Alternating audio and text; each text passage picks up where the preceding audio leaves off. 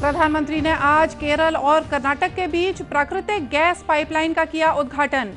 एक राष्ट्र एक गैस ग्रिड कार्यक्रम के जरिए स्वच्छ ऊर्जा उपलब्ध कराने की पहल।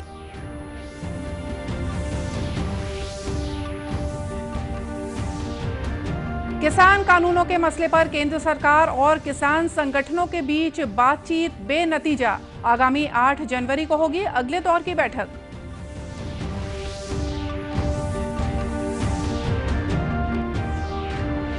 कोविड-19 टीकाकरण के लिए महासमुंद में मॉक ड्रिल आयोजित। पहले चरण में जिले के करीब 9,000 फ्रंटलाइन वॉरियर्स को लगेगा टीका।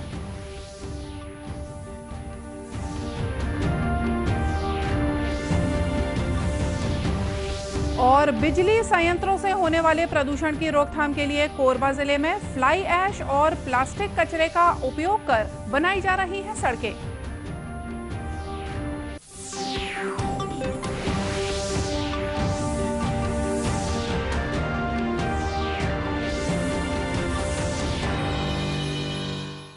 नमस्कार, आप देख रहे हैं दूरदर्शन समाचार। मैं हूं मोनिका शर्मा और आइए अब देखते हैं समाचार विस्तार से।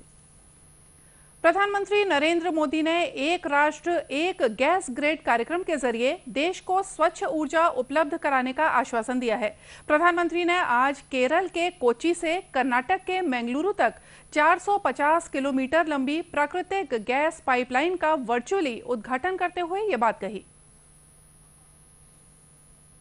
दोनों राज्यों में लाखों लोगों के लिए ईज ऑफ लिविंग बढ़ाएगी। दूसरा, ये पाइपलाइन दोनों ही राज्यों के गरीब, मध्यम वर्ग और उद्यमियों का खर्च कम।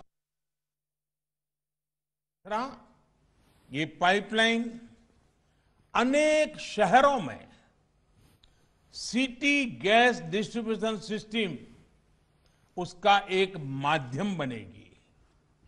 चौथा, ये पाइपलाइन अनेक शहरों में सीएनजी आधारित ट्रांसपोर्ट सिस्टम को डेवलप करने का आधार बनेगी। पांचवा, ये पाइपलाइन मैंगलोर केमिकल और फर्टिलाइजर प्लांट को ऊर्जा देगी, कम खर्च में खाद बनाने में मदद करेगी, किसान को मदद होगी। छठा, ये पाइपलाइन मैंगलोर रिफाइनरी और पेट्रोकेमिकल को उन्हें स्वच्छ ईंधन देगी। सातवां, ये पाइपलाइन दोनों ही राज्यों में प्रदूषण कम करने में बड़ी भूमिका निभाएगी।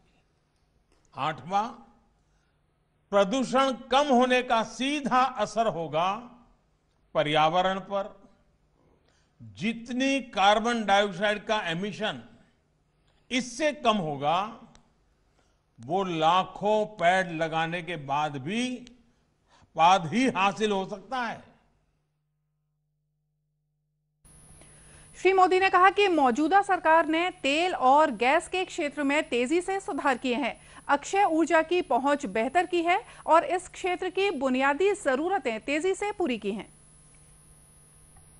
कृषि कानूनों के मसले पर सरकार और आंदोलनरत 41 किसान संगठनों के प्रतिनिधियों के बीच नई दिल्ली के विज्ञान भवन में बातचीत हुई। बैठक में केंद्रीय कृषि मंत्री नरेंद्र सिंह तोमर, वाणिज्य एवं उद्योग मंत्री पीयूष गोयल विशेष रूप से मौजूद थे। बैठक के बाद पत्रकारों से बातचीत में श्री तोमर ने बताया कि सरकार चाहती है कि किसान संगठन तीनों कृषि कानूनों पर खंडवार चर्चा करें। उन्होंने बताया कि इस बार की बैठक में भी कोई हल नहीं निकल सका क्योंकि किसान संगठन इन तीनों कानूनों को रद्द करने पर अड़े रहे। श्री तोमर ने कहा कि सरकार और किसान संगठनों ने मुद्दे के सौहार्दपूर्ण समाधान के लिए आगामी 8 जनवरी को फिर से बैठक करने का फैसला लिया है। मैं स्वाभाविक रूप से माहौल अच्छा था, लेकिन एक्ट रिपील पर अड़े रहने के कारण कोई रास्ता बन नहीं पाया। लेकिन मुझे आशा है कि जिस प्रकार की बातचीत आज हुई है उस हिसाब से अगली बैठक में सार्थक चर्चा होगी और संभवतः हम लोग समाधान तक पहुंच पाएं। श्री तोमर ने कहा कि सरकार देश भर के किसानों के हित के लिए प्रतिबद्ध है। रूप से चर्चा के कई दौर करना पड़ते हैं, समस्या के कानूनी पहलुओं को भी ध्यान में रखना पड़ता है, पूरे देश को भी ध्यान में रखना पड़ता है। देश में करोड़ों किसान हैं, उनकी अपनी भावनाएं हैं, उनके कानून के लाभ और हानि और हित उससे जुड़े हुए हैं, तो सरकार तो देश भर के किसानों के प्रति प्रतिबद्ध है ना। केंद्रीय कृषि मंत्री ने कहा कि न्यूनतम समर्थन मूल्य पर कानून लाने की किसान संघों की मांग और कृषि उत्पादों की बाजार दरों के अंतर के मुद्दे को समिति बनाकर विचार किया जाएगा। देश में कोविड-19 से स्वस्थ होने वालों की दर 96.32% पहुंच गई है। पिछले 24 घंटों में 29,000 लोग संक्रमण मुक्त हुए हैं। स्वास्थ्य मंत्रालय के मुताबिक देश में कुल मामलों में से केवल 2.23% सक्रिय मामले हैं। मंत्रालय ने कहा कि भारत में कोविड से होने वाली मृत्यु दर 1.45% है, जो विश्व के अधिकांश देशों की तुलना में बहुत कम है।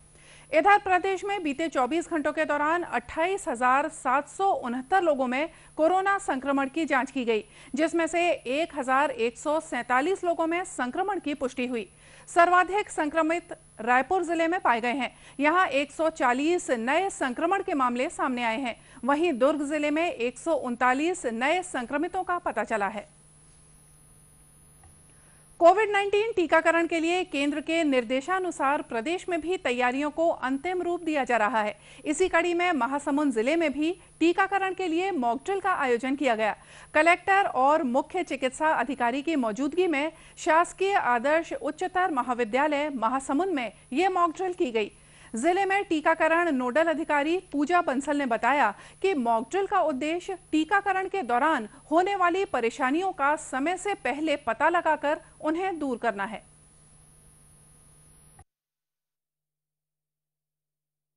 मुख्य उद्देश्य यह है कि अगर जब हमारी वैक्सीनेशन की प्रक्रिया चालू होगी तो जो परेशानियां आ सकती हैं उनको हम अभी पहचान सकें और समय आने पर उनको सरलता से निपटा जा सके। जो मॉक ड्रिल के लिए एंड वैक्सीनेशन के लिए जो प्रोटोकॉल हमारे पास आया है उसके अनुसार 3 रूम्स होने चाहिए, जिसमें सबसे पहली प्रक्रिया होती है वेटिंग रूम की। कोई भी बेनिफिशियरी जब आएगा तो सबसे पहले उनकी आईडी चेक होगी, उसके बाद वेटिंग रूम में उन्हें बैठाया जाएगा। फिर वैक्सीनेशन रूम में जाएंगे, जहाँ पे उनको सभी चीज़ों की जानकारी देते हुए कि आपको किन किन सावधानियों का पालन करना है वैक्सीनेशन किया जाएगा। वहाँ पे उनकी एंट्री भी की जाएगी, उनका एक आईडी जनरेट होगा जिसकी एंट्री होकर एक प्रमाण पत्र दिया जाएगा कि आपका इस दिनांक को वैक्सीनेशन किया जा रहा है। जो नेक्स्ट वैक्सीनेशन डे होगा आपका कौन सा दिन होगा एंड एडवर्स कंडीशन में आप किन से संपर्क करेंगे। फिर उसके बाद में आधे घंटे का किसी भी प्रकार की नोडल अधिकारी ने बताया कि पहले चरण में जिले के 8,977 फ्रंटलाइन वॉरियर्स को टीका लगाने का लक्ष्य रखा गया है। इसके लिए 91 टीकाकरण केंद्र और 23 कोल्ड पॉइंट बनाए गए हैं। खबरों का सिलसिला आगे भी जारी रखेंगे, लेकिन फिलहाल लेते हैं एक छोटा सा ब्रेक।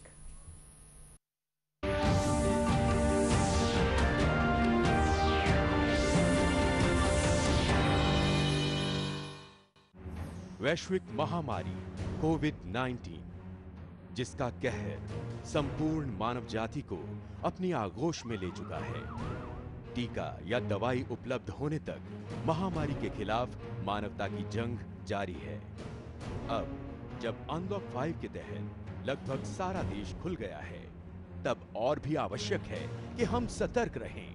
ऐसे में सबसे जरूरी है समझदारी और बचाव।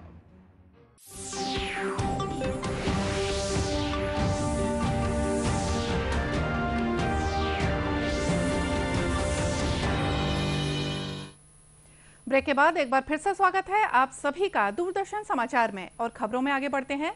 पर्यावरण को होने वाले प्रदूषण को रोकने के लिए बिजली संयंत्रों से निकलने वाली राख के अलावा प्लास्टिक का उपयोग अब सड़क निर्माण में भी किया जा रहा है। केंद्रीय ग्रामीण विकास मंत्रालय के दिशा निर्देशों पर प्रधानमंत्री ग्रामीण सड़क योजना के तहत बनने वाली सड़कों का निर्माण फ्लाई ऐश और प्लास्टिक कचरे को मिलाकर किया जा रहा है। इस पहल से कोरबा जिले में विद्युत संयंत्र की वजह से होने वाले प्रदूषण में काफी कमी आई है। पीएमजीसीजीएसवाई कोरबा के कार्यपालन अभियंता KR साहू ने बताया कि केंद्र के दिशा निर्देशों के मुताबिक 20% सड़कों में NOT तकनीक के तहत फ्लाई ऐश और प्लास्टिक कचरे को मिलाकर सड़क का निर्माण किया जा रहा है। उन्होंने बताया कि जिले में 167 किलोमीटर सड़क का निर्माण इसी तकनीक से किया गया है। विकास मंत्रालय जो पीएमजी से ग्रोथ सैंक्शन करती है उसमें कम से कम 20% सड़कों में NOT टेक्नोलॉजी, इसमें अलग अलग टाइप के फ्लाई ऐश है, प्लास्टिक वेस्ट है और सॉइल स्टेबलाइजेशन टेराजाइम है।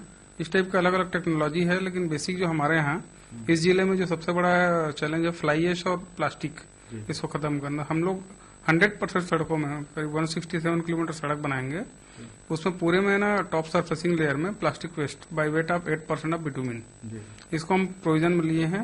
इसके अतिरिक्त 3 सड़कों में फ्लाई ऐश 20% जो है सॉइल में मिक्सिंग करके उसका प्रोविजन लिए हैं।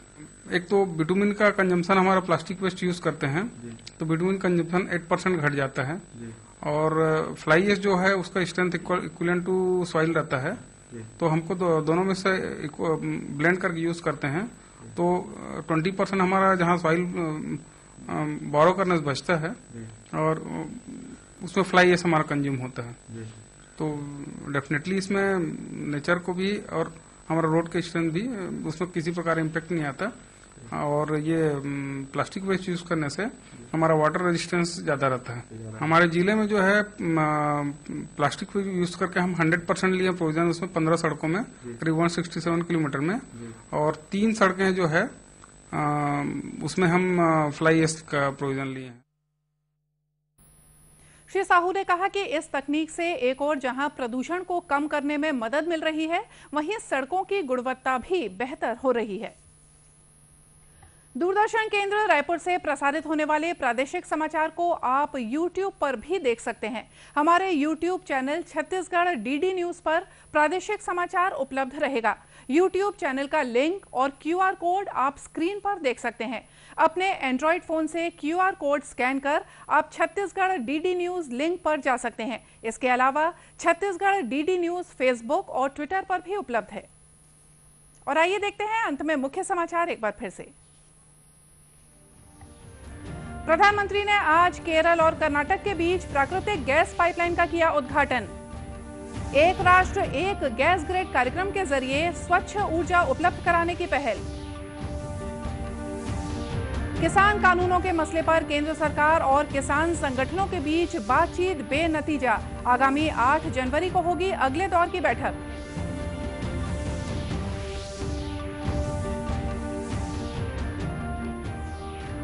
कोविड-19 टीकाकरण के लिए महासमुंद में मॉक ड्रिल आयोजित। पहले चरण में जिले के करीब 9000 फ्रंटलाइन वॉरियर्स को लगेगा टीका।